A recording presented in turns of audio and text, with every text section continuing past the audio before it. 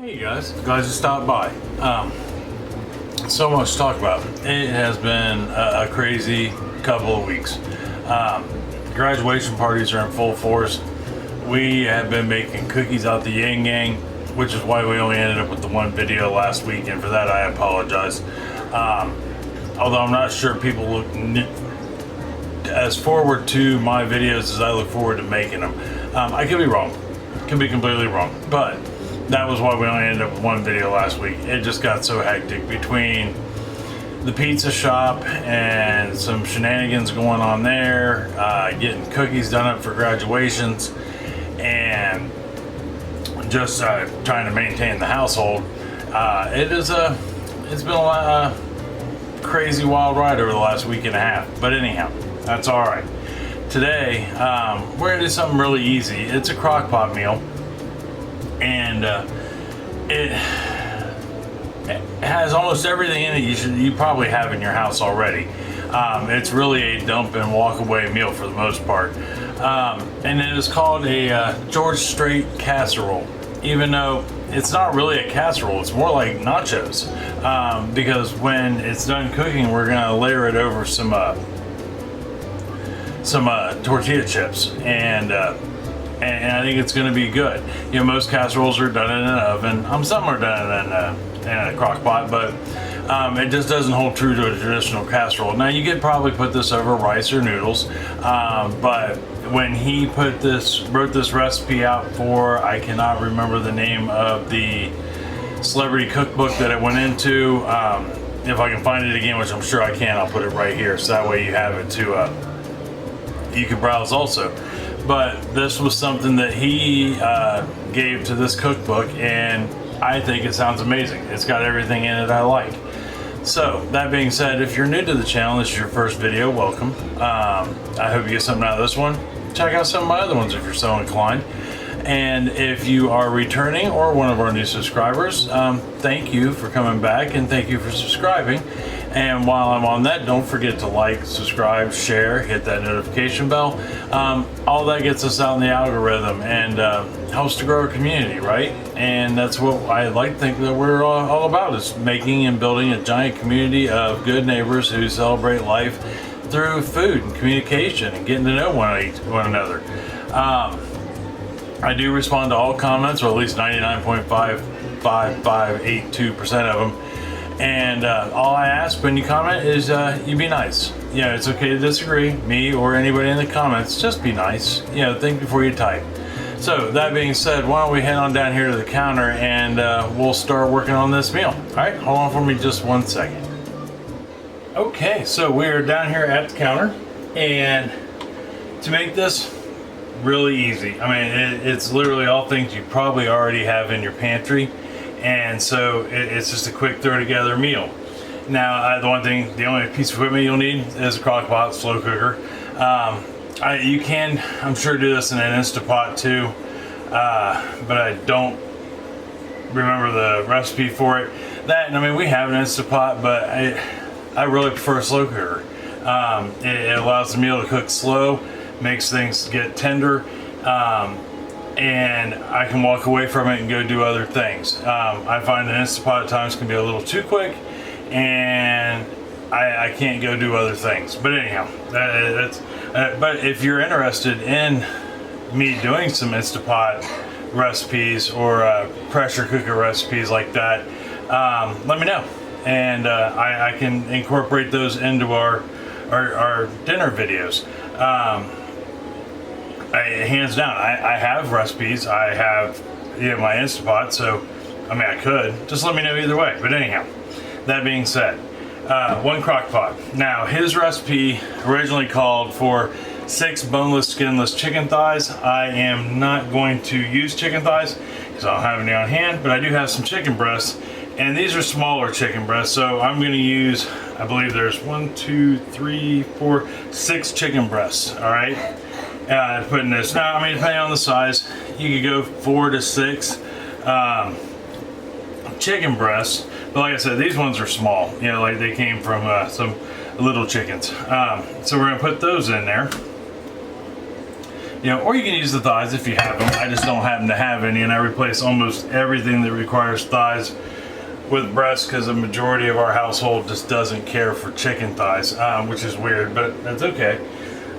Next thing we're going to put in here, on top of that, I have got 1 teaspoon of garlic powder, 1 teaspoon of, onion powder, 1 teaspoon of garlic powder, 1 teaspoon of cumin, 1 teaspoon of chili powder. I've got a half a teaspoon of salt, a half a teaspoon of pepper, and then a heavy 1/4 teaspoon of paprika, smoked paprika. And you can change those spices around to suit your needs, or if there's something you think you want to add into this. I make everything, the first time I make a recipe, I make it the way it says. That way I can see what flavor profile they're looking for the most part. I mean, there are some recipes that I've done in the past that, you know, I change up right off the rip, little things, because I know that it'll be something that it'll be something that like maybe my family doesn't care for, or something I think would lean it more towards something that our family likes. So don't ever be afraid to change up a recipe, but I would, at least the first time you ever use one, try it the way it was written just to see how it goes. Usually turns out good. So the next thing we're going to put in here is 1 10-ounce can of green chilies and tomatoes, or rotel. We want to get that in there. And then I have got 1 10-ounce can, 12-ounce can, yeah, 10.5-ounce can of cream of chicken that we're going to put in here. If I can get it out. There we go. Wow, that actually pretty much all came out of the can too. Awesome. And then the last thing we need to put in here is about 1/2 to 3/4 cup of chicken broth. And I'm using homemade chicken broth that we do ourselves. You know, but if you don't make any, you could learn how. I have a video. It's in the canning section of my playlists that you can look up. But just buy the kind at the store. We make our own. We utilize a lot of whole chickens that we roast and then use for different meals. So I just save the bones and I make broth out of them. And because we go through a lot of chicken broth. But anyhow, we got that in there. That is literally it for right now. We're going to go ahead and put the lid on this. We've only got a couple things left to put in it, but we can't put them until near the end. And that is some cornstarch that we're going to use to thicken this up with, and some cheddar cheese that we'll put in near the end to add to melt into it. But first we got to let this cook. We're going to cook this on low for about 4 to 4.5 hours, 4 to 5 hours. And if you're starting with frozen chicken, because you can, I would recommend going 5 to almost 6. You want it to be at the temperature of 165 degrees if you temp the chicken, and it should be falling apart and not pink on the inside. So when I come back, we'll move on to the final steps, and yeah, maybe try some. All right, I'll see you here in just a second. Okay, so we've been about 4 hours, and close to 4. No, it's been about 4 hours. And so we'll go ahead and we're gonna pop this lid off, just like such. This smells crazy good. So we've got a couple things to do here real quick. Here's how I test my chicken. If I can pick it up and squeeze it apart, right, just like such, see how it's just kind of just shredding apart on me? I know it's done. Plus, see how our meat isn't pink? That means we're good. So we wanted to go ahead real quick, and we can do this one of two ways. You can do it several ways. You can take all the chicken out of here and shred it, or I'm just gonna take a fork and my tongs right here, and I'm just gonna shred this up real quick into bite-sized shredded chunks. Okay, so we got our chicken shredded, and I said there were several different ways to shred chicken, but I never did continue on that train of thought. One way is just like I'm doing right here and just kind of clipping it apart with my tongs. I also use the fork to kind of help move it along a little. You could also use 2 forks and just do it right in here. You could take the chicken completely out of this and shred it with 2 forks. I just think that's a waste of a bowl, personally. But the risk to that is you could end up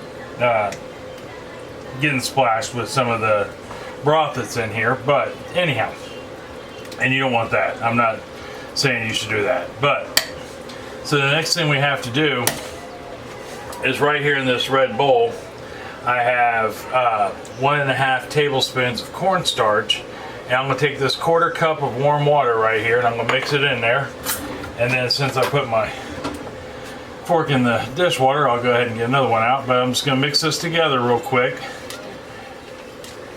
Got that together. There we are. All right. No more clumps, no more lumps. And with cornstarch, if you always want to make a slurry with it before you put it into anything, or you'll inevitably just have clumps of cornstarch wandering around. So we're going to go ahead and pour this in. While I'm pouring it in, I'm going to mix it up just like that. And then we got one more thing to put in here, and then we just got to let this go for about another 10 minutes. Tops, and that'll give the cornstarch time to thicken up a little bit. Anytime you add new players to the game, so to speak, you want to let it sit for a minute. So now I've got a little over a cup of cheddar cheese here, sharp cheddar, and I'm gonna put some of it in here, about 1/2 cup, maybe a little more. My cup is probably a little heavier than most. But I'm going to go ahead and get that on there. And then we'll take a spoon and stir that in like such. Then I'm just going to set the lid back on this, and I am going to let it go for, like I said, about another 10 minutes. And then when I come back, we should be ready to plate up and eat.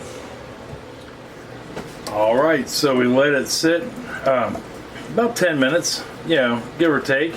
And I've still got a couple big chunks of chicken in there, but that's all right. They'll still eat all the same. But look how that thickened up nicely. The cheese in there. I'm here to tell you, this is an absolutely outstanding smelling. It looks good. It smells good. It tastes good. I think it's gonna be good. Let me get the camera moved real quick, and we'll continue on. All right, got the camera moved, and now all we got left to do is plate. So I'm starting off with a lovely bed of tortilla shells, and like I said, you could probably just put this over rice or a noodle of type, or crush these up and put them in a bowl and put this on top of it. I mean, I suppose the possibilities are endless, but if this is the way George Strait eats it, and I personally think George Strait is just an amazing country singer. He's one of my heroes. He truly represents what a role model should be. He's clean cut. He keeps his nose clean, always has. He doesn't sing about horrible things, and he takes care of his own, and that's awesome in my mind.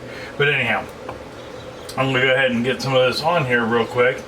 Then you could ask yourself, well, if you're gonna do it with nachos, what else could you put on this? I mean, what would you put on your nachos, I guess, would be the thought.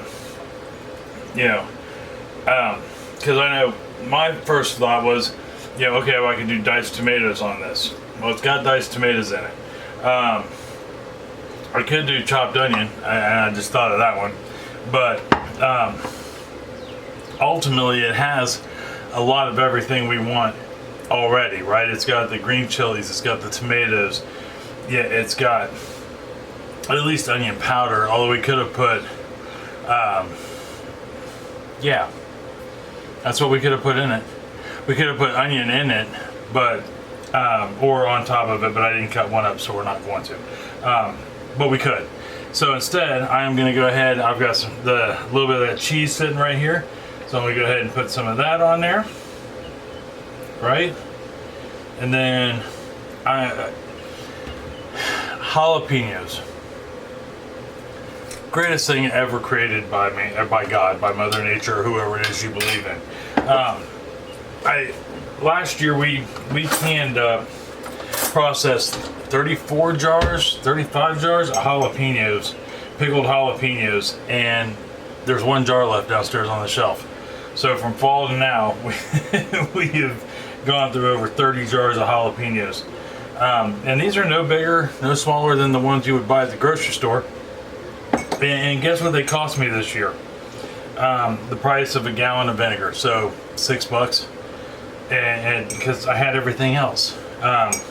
Most of the pickling spices that we use to do pickles with or things like that, we have already.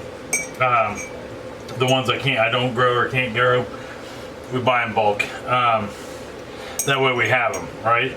So, I mean, these literally cost me, 35 jars cost me roughly $2 because I had to buy seeds. But that's it. That's it. That's the beauty of, and I know what's in it. So after the initial investment of jars that last forever, I already had lids, I already had rings. All I had to do was process it. It cost me time and $2, and I know what's in it. And it cost me $2 for 34 jars of pickled jalapenos. But anyhow, enough of that conversation. There, my friends, is our George Strait casserole / nachos. We're just gonna call them George Strait nachos, because they're more of a nacho in my mind. Now, like I said, you could crush these up, put them in a bowl, however you want to work it, but I think that this way serves them best. And like I said, we could do some onion. I'm sure Chris will slap some sour cream on this when she makes her dish, but sour cream to me, unless you're putting it in something, I think takes too much away from the flavor of a meal. But yeah, let's give this a try and see how we taste.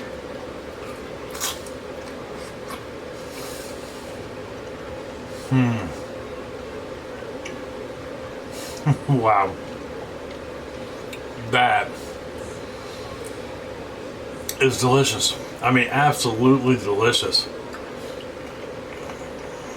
For being so few ingredients, that, my friends, is a wonderful, wonderful, just amazing dish.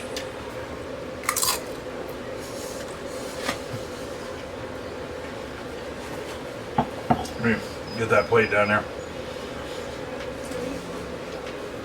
Give this one a try.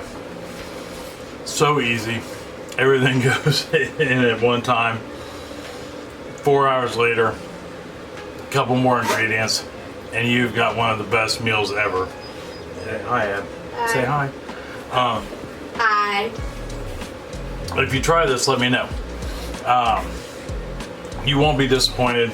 It's quick, it's easy, it'll feed a crowd, so to speak. If you're having a party or a tailgate of some sort or an event of some sort, this would be a great thing to put in a crock pot and just set out there. And you won't go wrong. People are going to ask you for the recipe. I guarantee it. But if you do try it, let me know down in the comments, Facebook, however. And let me know what you think. Or if you had something different to it, let me know. I can think of 1,000 things to add to this. Black olives on top of this would have been good also. Tomorrow, for dessert, we are going to do Shiro cheesecake, strawberry cheesecake bars. They just sound delightful. My friend Justin, who I also work with, he sent me the recipe, and I'm like, oh, this is amazing. You know, let's give this a try. So we're going to. And that is what we're doing tomorrow. Other than that, I'm going to take this crock pot, or at least the ceramic part of it, over to the table so we can eat some dinner. Yeah.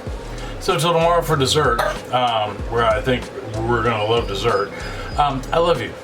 I love you very much, and I mean that from the bottom of my heart. Tell somebody else that you love them, and I love them very much. It's going to make them smile. They may need to hear it. It's going to make you smile and feel good to tell them. I guarantee you that. And if you invite them over for some of this George Strait nachos, they're going to go wow and lead to hours of conversation. And there's enough there.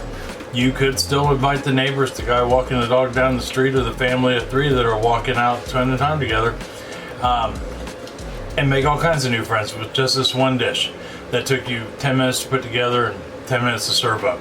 So, till tomorrow for dessert, I love you. I'll see you then. Bye.